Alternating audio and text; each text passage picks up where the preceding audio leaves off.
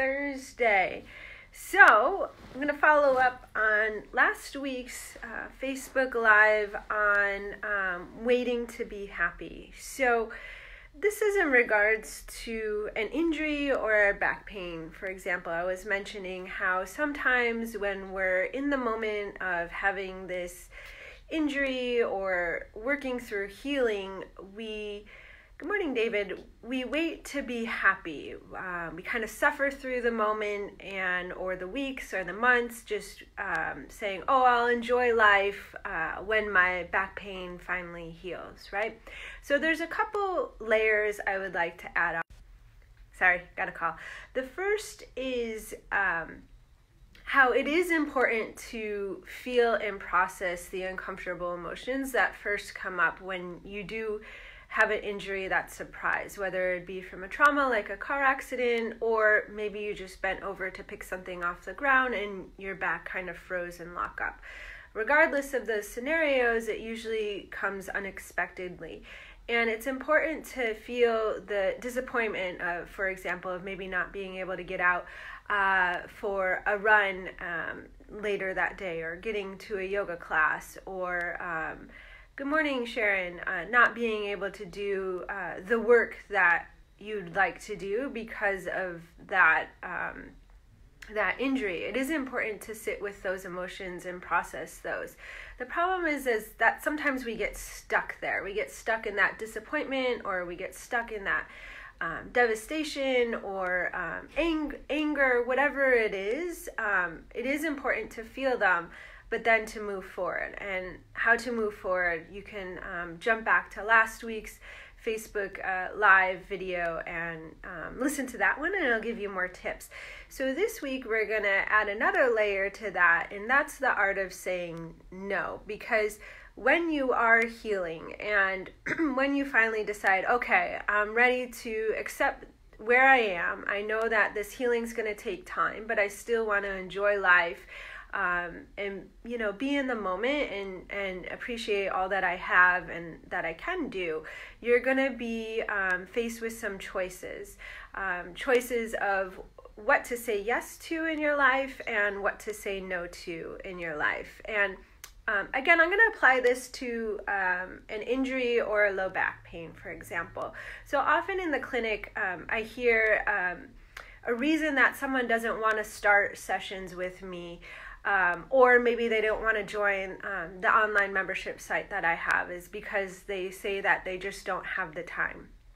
And I want to point out that time in some ways is a choice. How much time we have in our day to dedicate to our health is a choice.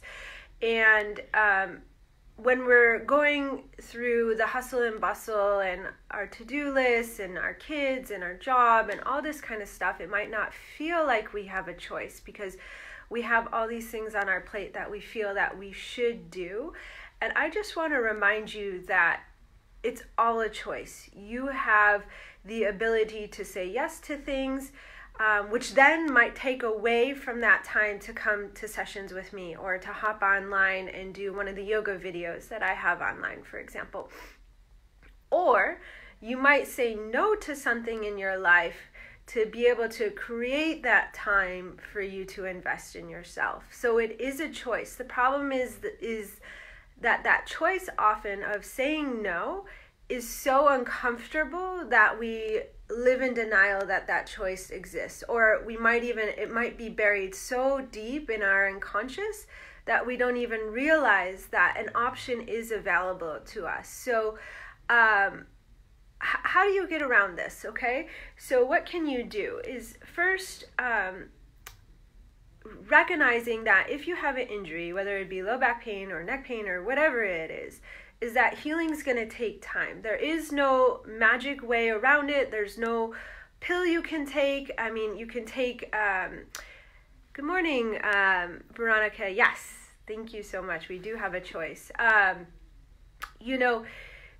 There's painkillers, for example, but often they don't get to the root of the problem. So yes, there sometimes is a pill you can take, but they have undesirable side effects. And once you stop taking the pills, most likely the pain's going to come back because you haven't solved the problem of why the pain is there in the first place. So there's no way around it. You have to put the time in. And when I was planning on what to say for this Facebook Live, because even though sometimes it seems like I'm just rambling on, I do try to prepare it. Good morning, Veronica. When I was writing The Art of Saying No, it reminded me of this book I read in the early 2000s called The Art of Motorcycle Maintenance. Have you guys ever read it? It's by Roger, I forget his last name right now. It starts with a P. You can get it on Amazon. But anyways, it's a really beautiful story about how he got a motorcycle and didn't really realize the work that went into maintaining a motorcycle, the time investment, the money investment, all these things. And then also, when he got over that hurdle, all these additional benefits came to having this motorcycle and investing the time and the money to take care of this motorcycle. The gifts he received because the time he has with his son and the reevaluation of his life and this and that. So I highly recommend this book, but it's realizing when we're healing that just like this motorcycle, there's no other way to go around it. Like if you have a motorcycle, you have to put the time and the money into taking care of it. So we have this body physically, and if we want to be well, or even if we're healing through something, we have to put the time and the money into taking care of it to get to the other side. And however you choose to spend that time, whether it be to come to PT, whether it be to do an online program, none of that's good or better or wrong or right. It's all just what you want to prioritize. Do you want to work with someone one-on-one? Is it more convenient to do something at home? All that, they're all choices. But in the end, you have to invest the time or else you're not going to get the outcome that you want. So first of all is realizing that. And then second of all, it's taking a look at your schedule and figuring out, okay, do I literally not have the time? My schedule is booked from the moment I wake up until the moment I go to bed. If that's the case, then you have to learn how to start to say no to some things, which is very hard. So I'll give an example. In my life, every so often, every few weeks, I get asked to pick up a regular yoga class, to teach a regular yoga class. And right now, at this time in my life, I've been saying no. Even though I love the studio here in Encinitas and in Southern California and San Diego, we have some really amazing yoga studios. We have some really amazing yoga studio managers and owners. And I love to teach. I love to teach yoga. But I have to do the more uncomfortable thing at this time, and I have to say no to picking up to new classes because it's taking away from time in other areas of my life. It's taking away energy from other areas in my life. So there was a time when I had a lot more yoga, teaching a lot more yoga classes than I do currently right now. And I was finding that one, my energy and my health was suffering. Two, I was getting home very late, so I was missing a lot of bedtimes with my daughter. And three, when I go to do the one-on-ones in my clinic, I was finding that I didn't have that same connection or that energy because I was feeling really depleted because I was teaching so much. Because teaching isn't just showing up and actually leading the class. You have to plan it and drive, and then, you're holding the space for a large group of people. So right now, I'm learning how to say no to really great opportunities, which is really hard because years ago, when I first started teaching yoga, I was begging for these opportunities. Like, I wanted to teach anywhere at any time. And so it's noticing where in your life that maybe you were really wanting something, and now that something is here, but it's not appropriate for where you are anymore in life, and learning how to say no to that, so then you can create space somewhere else in your life to invest the time for your health. So that's the message for today. It's something to think about. I've created a worksheet to go along with this Facebook Live, and the podcast episode that I'm doing, or I did, with Rebecca, who is the owner of Evolved Imagery. I tagged her in the post. Her website and Instagram is all in the show notes. And also in the show notes is the link to a handout.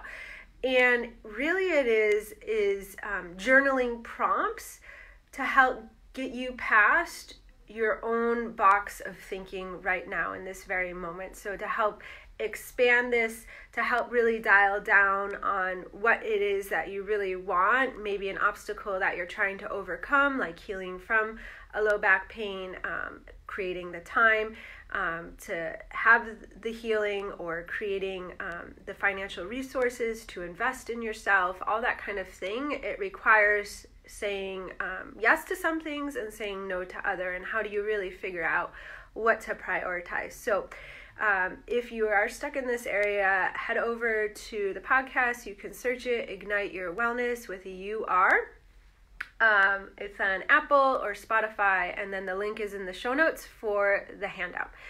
Also, there's a link in the show notes because I'm going to have a free online masterclass coming up soon on low back health, and I promise I'm going to make it worth your while. If you come and invest an hour or so of your time, you're going to learn some practical tips on how to get some relief in your low back right following that video.